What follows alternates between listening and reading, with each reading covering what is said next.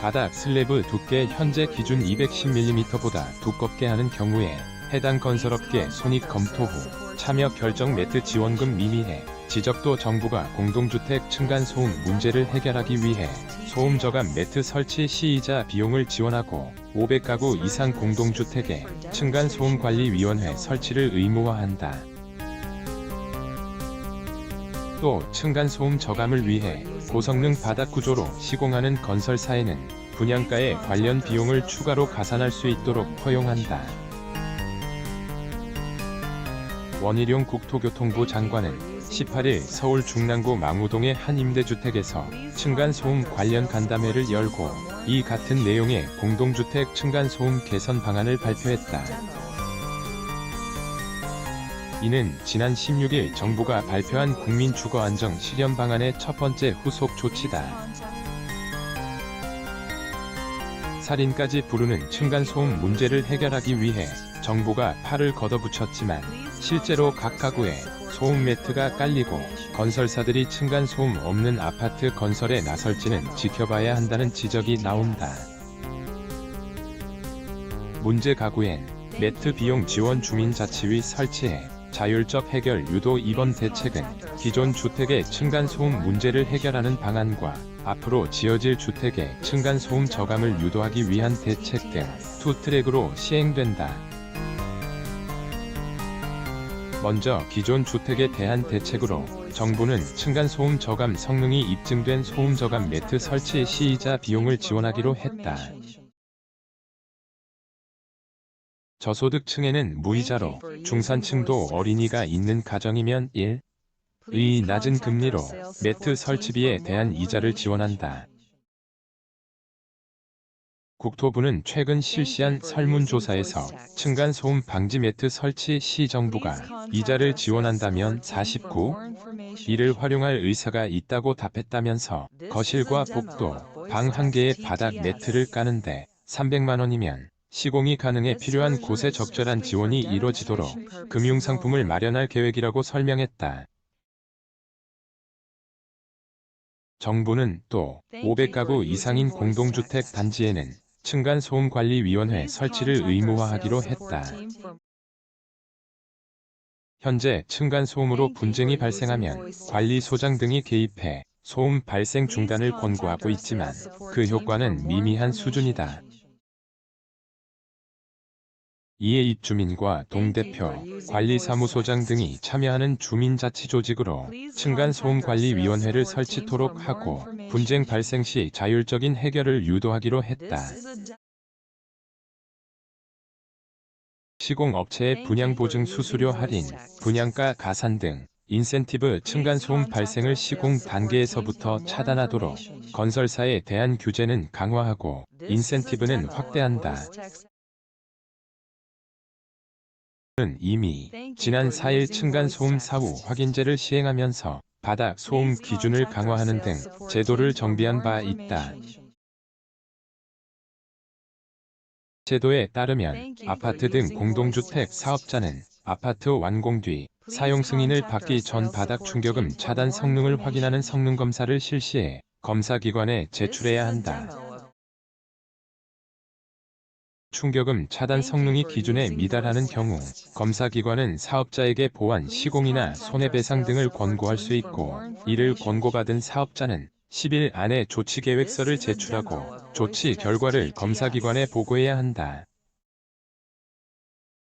국토부는 여기에 더해 사후 확인 결과를 입주민에게 개별 통지하도록 하고 우수 시공사를 공개해 업계의 건전한 경쟁을 유도하기로 했다. 물러 고성능 바닥 구조를 시공하는 경우 현재 시공 후 1회 제출하게 돼 있는 바닥 구조 시공 확인서를 타설 후 완충제 시공 후 바닥 구조 시공 후 등 총 3회 제출하도록 품질 점검을 강화하기로 했다. 사후 확인 결과 층간소음 차단 성능이 우수한 경우 주택 분양 보증 수수료를 할인해 주기로 했다. 중량 충격음 1등급은 보증 수수료의 30, 2등급은 20, 3등급은 10% 각각 할인해 준다. 1천 가구 규모의 공동주택을 시공하는 건설사가 1등급을 받는 경우 보증 수수료 약 5억 원 절감 효과가 발생하는 것으로 추산된다. 을 충격음 차단 구조 1, 2등급으로 시공하는 경우 이를 분양가에 가산할 수 있도록 인센티브도 제공한다. 이때 바닥 슬래브 두께를 현재 기준인 210mm보다 두껍게 하는 경우 분양가 가산을 허용하고 용적률을 높이 제한을 완화하는 방안도 함께 추진하기로 했다. 층간 소음을 줄이기 위한 우수기술 개발 지원도 강화한다. 공동주택 상당수는 벽식 구조로 지어져 벽을 타고 소음과 진동이 아래층으로 전달되는데 층간소음이 적은 라멘 구조에 대한 층간소음 효과를 실증하고 효과가 입증되면 라멘 구조 확산을 위해 용적률과 높이 제한 등 건축 기준 완화를 추진하기로 했다. 건설업계 취재엔 공감하지만 사업성 나와야 동참 건설업계는 일단 검토가 필요하다는 입장이다. 슬래브 두께를 더 두껍게 만드는 일은 공사비 인상 요인이기 때문에 국토부가 제시하는 인센티브의 구체적인 내용에 따라 사업에 반영할 수도 반영하지 않을 수도 있다는 것이다.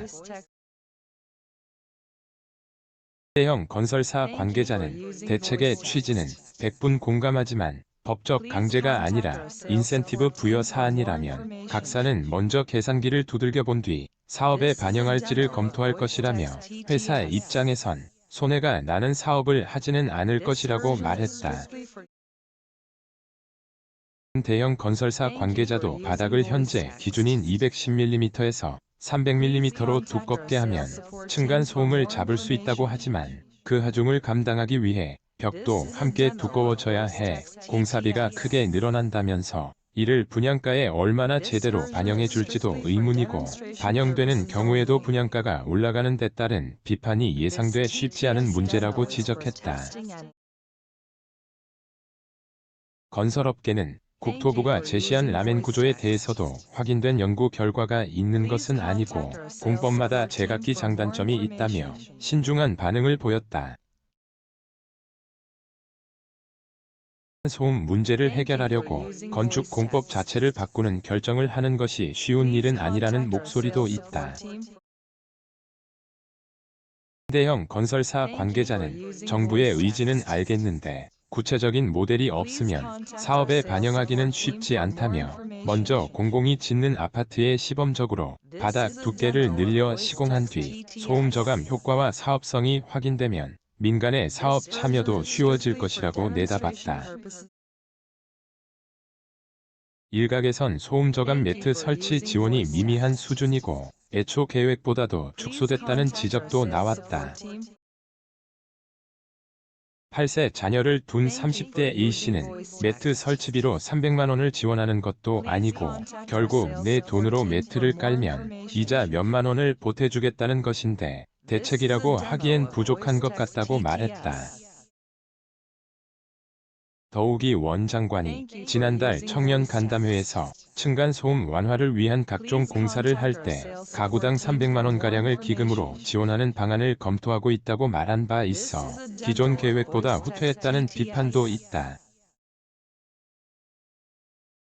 국토부는 앞으로 라멘 구조의 효과 검증을 위한 연구개발 한국토지주택공사 임대주택에 고성능 바닥 구조를 적용하는 등 우수 기술을 선도적으로 적용하고 향후 기술개발 추이 등을 고려해 고성능 바닥 구조 제품 사용을 의무화하는 방안도 검토할 계획이다. 연합뉴스